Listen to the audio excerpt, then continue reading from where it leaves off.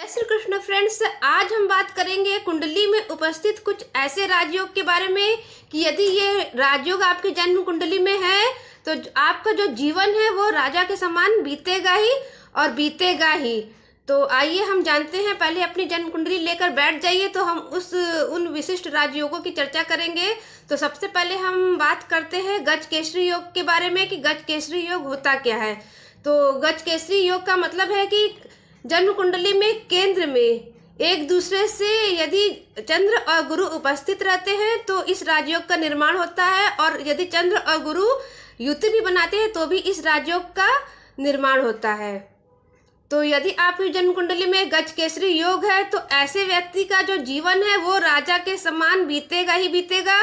और लाख कोशिश लोग करें कि आपका जीवन राजा की तरह ना बीते, नौकर की तरह बीते, तो ये होना बिल्कुल भी पॉसिबल नहीं है, क्योंकि जिनकी भी जन्म कुंडली में गज केसरी योग होता है तो उनका जो जीवन है वो राजा के समान व्यतीत होता ही होता है। दूसरे राजयोग के बारे में हम चर्चा करें कि दूसरा राजयोग कौन सा है, तो बुध और आदित्य योग। यदि जन्म कुंडली में सूर्य और बुध एक साथ कहीं भी बैठकर किसी भी भाव में बैठकर युति बना रहे हैं, संबंध बना रहे हैं, तो भी बुध आदित्य योग का निर्माण होगा। ये भी एक राजयोग होता है, और जिसकी भी जन्म कुंडली में बुध आदित्य योग होता है तो उसका जो जीवन है वो उसको गवर्नमेंट जॉब लगनी ही लगनी है, उसको किसी अच्छी फील्ड में जाना ही जाना है, क्योंकि बुध जो रहता है वो सूर्य के साथ युति बनाता है, और बुध जो है वो वाणी का कारक है, और जो आपकी वाणी है वो सूर्य की तरह चमकेगी। तो जिसकी भी जन्म कुंडली में बुध आदित्य योग होता है उसका भी जीवन राजा के समान रहता है। तीसरे महत्वपूर्ण राजयोग के बारे में बात करेंगे, मालव्य योग के बारे में।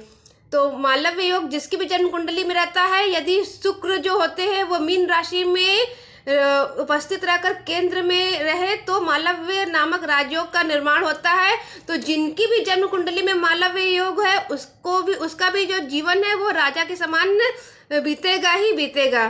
तो बात हम करें कि यदि किसी गरीब घर का लड़का है और किसी अमीर घर का लड़का है और दोनों का जो टाइम है वो सेम है, और जो अमीर घर का लड़का है वो तो अमीर ही रहेगा, उसके पास तो सब कुछ है, लग्जरी लाइफ है, वैभव है, और जितनी भी भौतिक सुख सुविधाएं हैं वो सब है। लेकिन जो गरीब घर का लड़का है उसकी भी जन्म कुंडली में यदि मालव्य नामक राजयोग बन रहा है तो उसका जीवन कैसे बीतेगा। तो ये होता ये है कि जो गरीब घर का लड़का है उसके माता पिता किसी अच्छे घर में जॉब कर रहे होते हैं और